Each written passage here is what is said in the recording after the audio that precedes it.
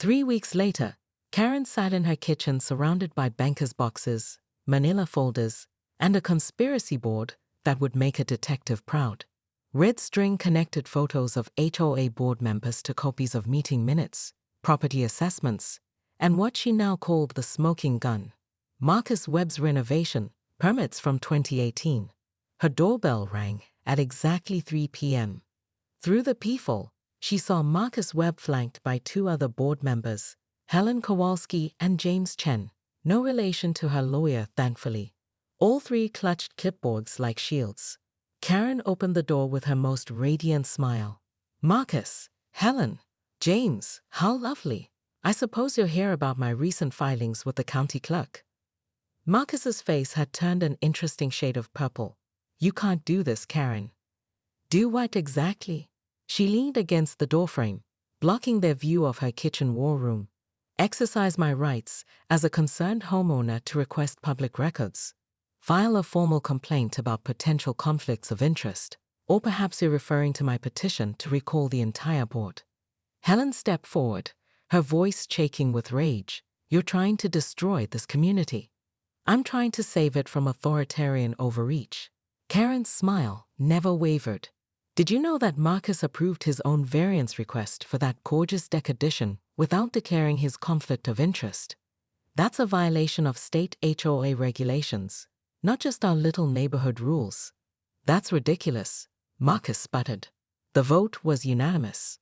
"After you failed to recuse yourself and actively lobbied the other members." Karen pulled out a folder. "I have the meeting audio. Thanks to my friend Janet, who's been secretly recording every HOA meeting since 2020. Apparently, she didn't trust you either." The color drained from Marcus's face. James looked between them nervously. "Karen, maybe we can work something out. About your garden situation." "Oh, my garden?" Karen laughed. "That's the least of your worries now.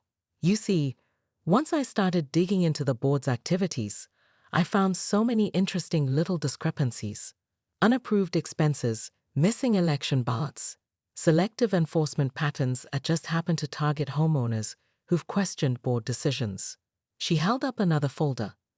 "Take the Martinez family's fence height violation from last year. Funny how their 6.2-foot fence was deemed unacceptable, but the Hendersons' identical fence, 6 inches taller, by the way, never even got a warning letter. Of course, the Hendersons did donate $500 to Marcus's campaign for city council." "You're grasping at straws," Helen said, but her voice lacked conviction. "Am I?" Karen stepped aside, giving them a glimpse of her research spread across the kitchen table. "Because I've documented 14 separate instances of selective enforcement, 3 clear conflicts of interest, and 1 very interesting pattern of fee waivers that seem to correlate with political donations."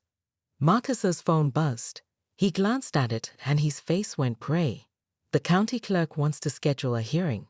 "Next Thursday at 2 p.m., Karen confirmed cheerfully. "I'll be there with my evidence, my witnesses, and my attorney." "Oh, and Channel 7 News. They're doing a segment on HOA abuse of power." "Apparently, our little neighborhood drama is more common than you'd think." The 3 board members exchanged panicked looks. "What do you want?" Marcus asked quietly. Karen considered the question, savoring the moment.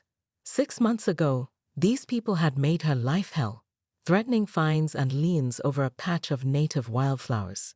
Now they stood on her doorstep, literally begging for mercy. "I want accountability," she said finally. "I want transparency. And I want a complete overhaul of how this HOA operates." "And your lawsuit?" James asked hopefully. Karen's smile turned predatory. "Oh, that's just getting started. Because while you've been busy playing neighborhood dictator, I've been learning some very interesting things about HOA law. Did you know that boards can be held personally liable for violations of fiduciary duty?" As the 3 board members trudged back down her walkway, Karen felt a strange mix of satisfaction and unease.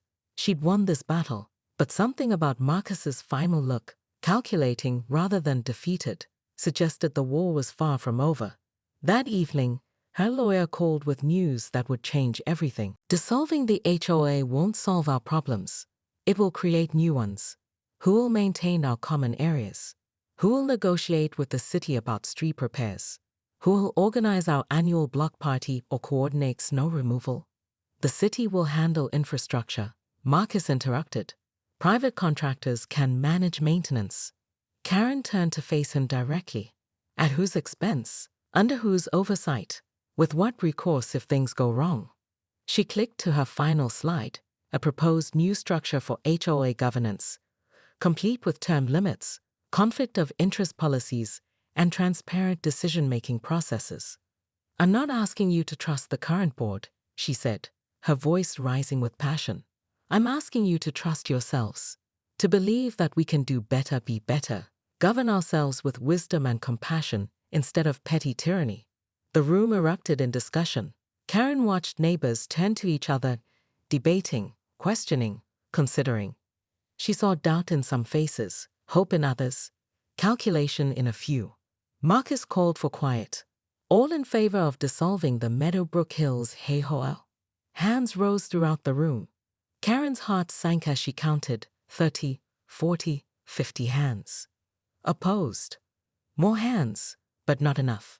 Karen's shoulders slumped. Then Janet Morrison stood up. Point of order. I move to table the dissolution vote and instead vote on Mrs. Whitmore's proposed reforms.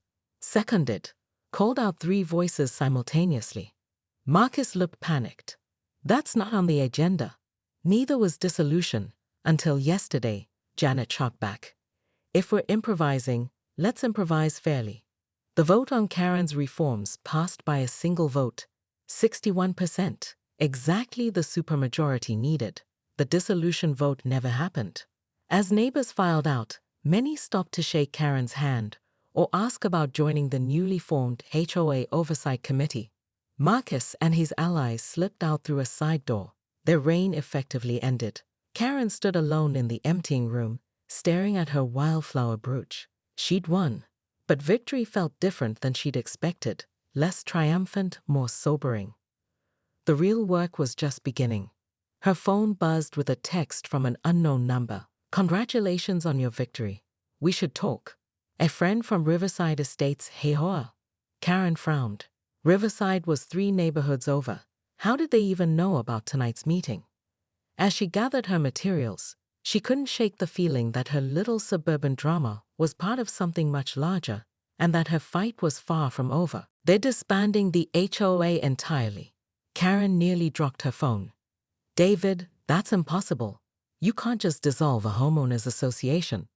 Actually, you can, her lawyer replied. It requires a supermajority vote of all homeowners, but it's legally possible. And according to the notice that went out this afternoon, they're calling an emergency meeting for tomorrow night. Karen stared out her kitchen window at the wildflower garden that had started this whole mess. Purple lupins and golden poppies swayed in the evening breeze, beautiful and defiant against the manicured lawns surrounding them. This is Marcus's nuclear option. He'd rather destroy the HOA than face accountability. There's more, David continued. If the dissolution passes, all pending litigation gets dismissed. Your lawsuit, the county investigation, everything disappears. Over my dead body. Karen was already reaching for her laptop. How much time do I have? 18 hours to convince 60% of your neighbors that keeping the HOA is worth reforming rather than eliminating. Karen worked through the night, her kitchen table transforming from war room to campaign headquarters. She designed flyers, drafted talking points, and created a presentation that would make her old marketing firm proud. By sunrise, she had a plan that was either brilliant or completely insane. The community center had never seen a crowd like this.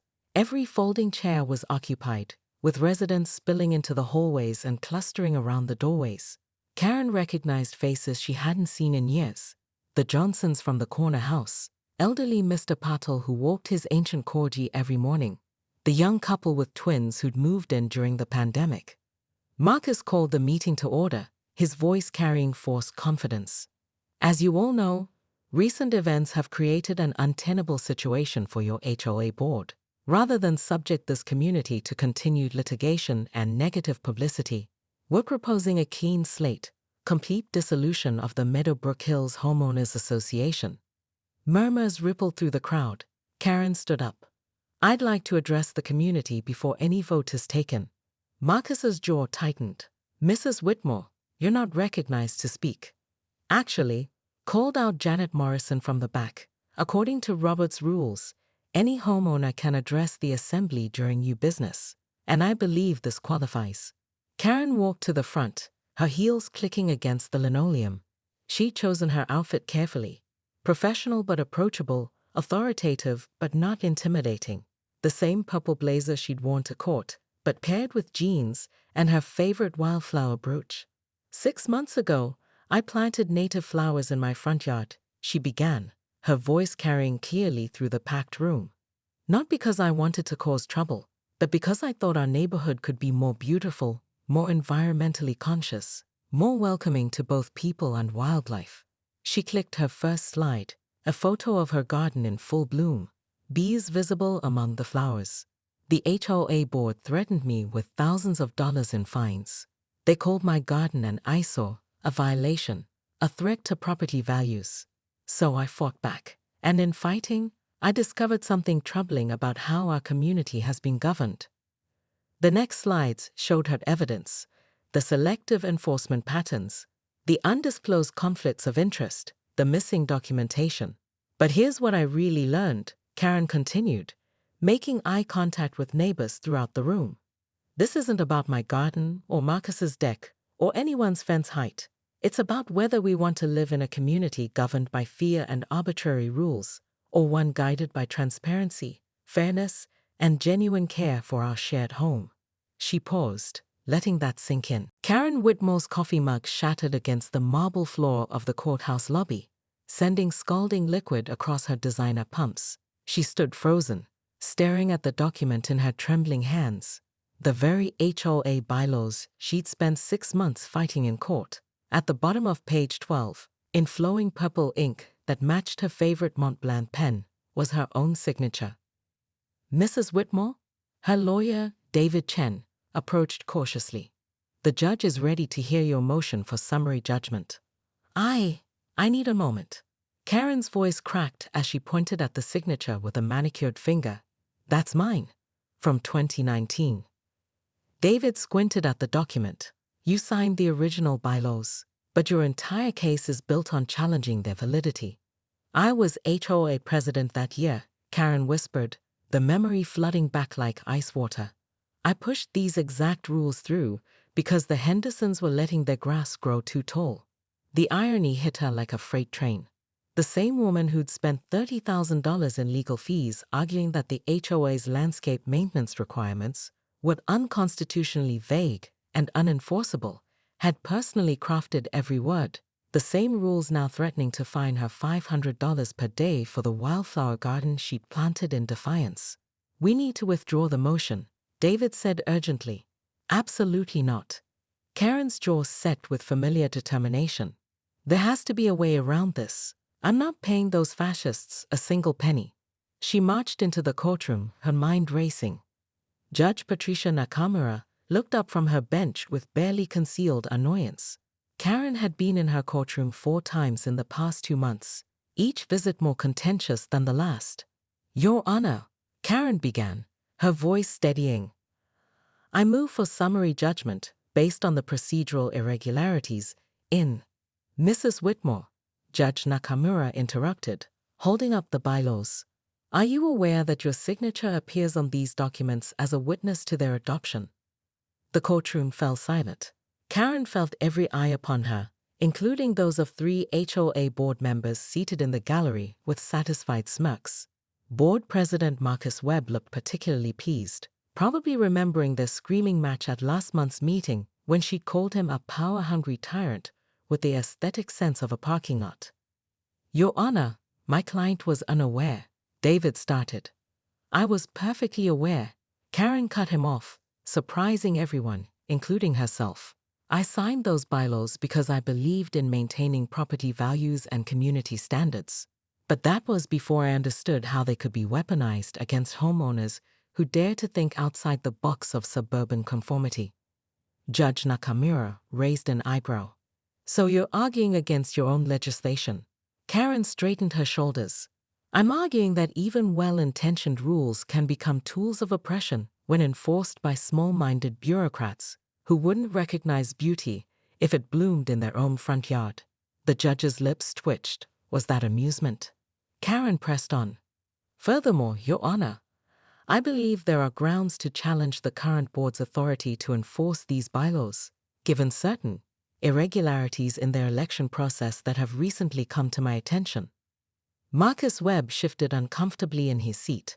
Karen caught the movement and smiled coldly. Her late-night research sessions were about to pay off.